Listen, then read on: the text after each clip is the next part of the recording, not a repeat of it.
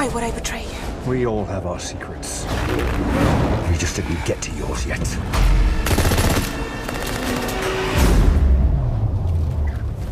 This is the 25th Bond film. This is your 5th Bond film.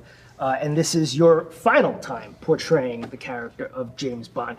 What is something unique and important that you wanted to bring to the role this time around that maybe we haven't seen from the character in the previous films? God, that's I mean, you know, there's a through line to the movies. There's been a very strong through line, whether by whether it's been deliberate or just by the fact that it just seemed to be the right thing to do when we made the movies.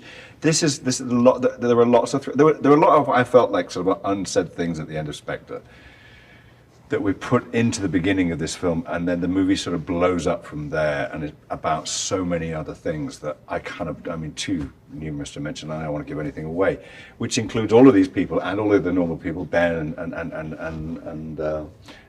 Naomi and thank you, Rafe. That guy. What is it? Fight. And it's a kind of, for me, having all of these characters and all of these sort of storylines and all of these things sort of mashing up together. It's about the relationships and about family. That's what the movie's kind of about, and it's about love, dare I say. Leia, speak to the relationships. The last time we saw Madeline and James, they were riding off into the sunset.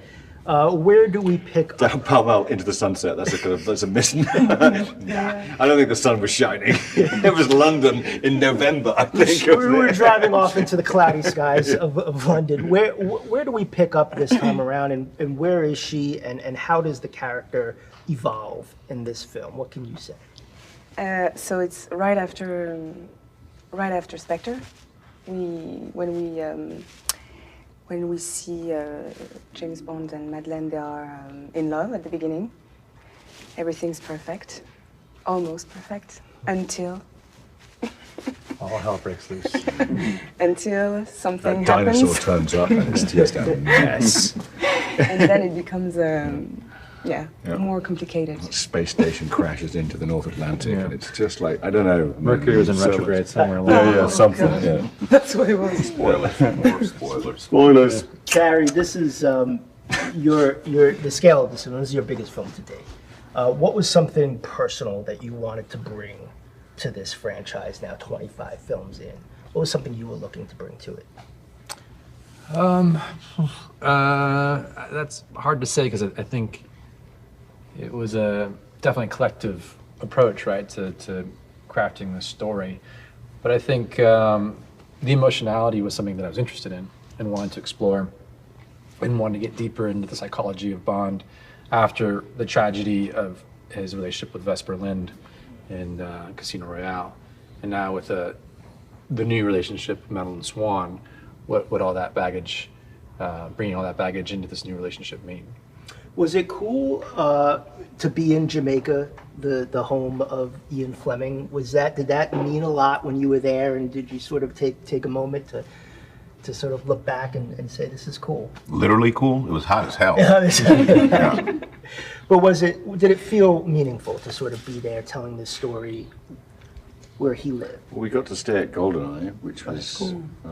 Pretty wonderful experience because it's a very nice place to stay. It felt right. No, it felt like I mean, we're making a Bond movie, so it has to feel like a Bond movie, and that felt like a Bond movie. Definitely felt like going to the spiritual home, and there was a certain. It's almost something you can't really intellectualize until you're sitting there at the desk where Fleming wrote and looking out at the sea and thinking about how all his experiences in the war, plus obviously his imagination, brought about this character James Bond that's become so iconic.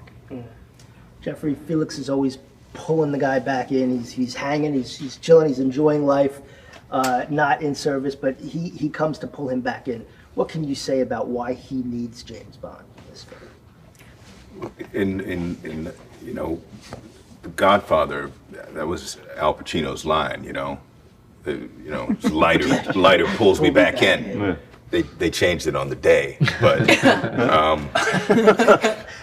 but yeah, in this instance, he does draw him back into the game, and I think I think it has to do. I think it speaks to what Daniel was talking about in terms, and also Carrie, in terms of the intimacy of the film, the kind of emotionality. It's really, you know, in the midst of everything that happens in these films, it's really about these relationships, and it's about this kind of brotherhood that they belong to, and the sense of you know, kinship that they have between them that draws them in. You know, It goes beyond who they work for, Yeah. and who they're loyal to in their professional lives. It's about a relationship that's built on complete trust and yeah. And who you unquestionable trust. who you want with you in the foxhole. Yeah. You know. There aren't many people that he does trust. No, Felix is definitely one of them. Let's come over, Lashana. Lashana, internet has been ablaze speculating on who you play in this film. We do know that she is a 00 agent. How would you say her 00 agent maybe is different from James Bond? They're completely different people. Nice one. Completely different approach to their job. Completely different mindsets. He has a more classic way and more more of a how do you say? He just does his own thing. I think you have your own free way of doing things, and I have my by the book kind of teacher's pet way of getting the job done. I think they both just want to be the best at what they do, though. I think that's right, yeah. You know. I think there's a sort of a certain amount of cynicism in Bond at this point that clashes with your Yeah. your Hunger. kind of hunger to, Yeah. and that's interesting. The really interesting kind of clash. Yeah, I mean, you say clash. There's a Yeah. clash at the beginning for sure. When you see them working together, it actually makes for quite a beautiful partnership, actually. And I think they get the job done in a efficient way. Yeah. They get the job done, but they have to go through this gentleman sitting between you, Rami. The Bond villain is... How do you know that?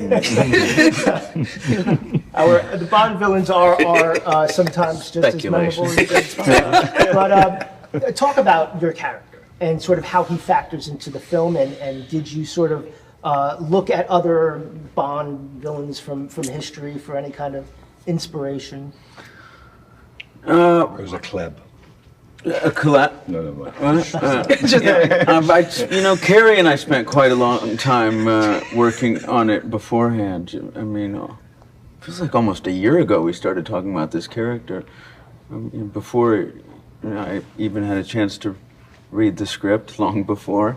We were coming up with ideas, and he was, every chance I got Carrie, I would, just seep as much information as possible as he was, putting the story together, and with the writers, of course. There's a quality about Safin. He has a certain philosophy on how he can make the world a better place that can benefit everyone, including James Bond himself. And some would call him malicious or ruthless, but I don't think he sees his actions that way at all. Quite the opposite. If anything, his ruthlessness is a byproduct of a ruthlessness that he might have had in his own life at some point. As we begin to wrap up 25 films in, I've said that before, what do you think is it about this character, this franchise, that it has been able to endure for 25 years and still entertain audiences over and over again, and they still want more? As everyone here has now been, or veterans of James Bond franchise, what do you think it is about the character and the films that people love so much? I think it's something we've said before, but there are so many moving parts to this film that sort of, stories escape in the press that are mostly untrue, and the sort of the excitement it seems to generate when it's announced that there's going to be another movie, and that momentum just gets sort of snowballs as we get closer and closer to the release. And the movies have sustained a quality. They've always been fun. They've always been something for everybody to sort of get involved with, and often a family event, which is great to take the whole family to. And they're proper event cinema. I mean, there's nothing quite like them. I think one of the things you have to look to is the stewardship of the character. There's been a character that's been well taken care of by Barbara Broccoli and Michael Wilson. I mean, without, none of us are here without that. But the way that this thing has been managed over time, I mean, it really is. It's unique in that regard. I mean, it's really singular. It's not to be taken for granted that it would necessarily just go on simply because these are dynamic stories and dynamic characters, but they have to be realized, and it's they've done that over time. So now, like good ingredients, like action, beautiful locations, Beautiful people. Beautiful people. He's a compelling character. And Jerry's right. It's not just the character or situations, but he is a compelling character, and he has changed over time. The bond of Dr. No and the bond of No Time to Die aren't necessarily the same bonds. They share a lot of qualities, but there's been a progression there. And he's a hero. He's a hero that feels of the real world somehow, feels just plausible enough. And at times like now, and it seems like throughout the last 60 years, it seems that we've always needed heroes. It sort of straddles two worlds, doesn't it? Because it's very kind of Bond movies are usually very up to date. They've usually got something that sort of reflects what's going on in the world, but they have one foot firmly placed in the past. So there's something unique about them in that sense. That there's all this history, like you said, there's 25 films, and that informs the movie you watch. Yeah. And And this one's the best he's one. flawed too, and I think we all like our heroes a little bit flawed. I think that makes them just a little bit more relatable. I mean, there's a lot of things we all know we can't do, and we can't be James Bond. But there's the humanity that I think we all access at some point, in some way. And he's an international man of mystery, right? But and every country has a relationship to this man. Yeah. Everyone across the globe can identify who James Bond is and wants to go to these movies. And there's just something to be said about that. It's a phenomenon, but it makes sense because of what Ian Fleming initially did, and like you said, Jeffrey, the stewardship and the collaboration that I think has existed over the years and in this film as well. Great, talented people coming together and telling this guy's story. I've actually gotten into, as a result of having been in this film and played Leiter, just talking about the impact that I've actually gotten into CIA? I've gotten into some really hyper secretive confidential spaces in the United States government. I'm not going to say what because I don't want. You're serious? I'm totally serious. Oh, you're a Leiter. Oh, Come and see this. Oh my Nice. gosh. Nice. Yeah. The perks. Who did kill Kennedy? well, Well, on that note, Wait, I thought you were actually going to give us something. I can't get into Just much. drop it and then- No spoilers. Not with it. Yeah, no spoilers on that. How about you? Got some good Not within the MI6 current shit? environment. Maybe.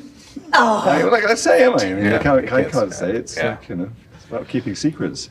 All right. on that note, the film comes out this April. Thank you so much, and I wish you all best of luck on the film. Thank you. Thanks, man. Thank you very much.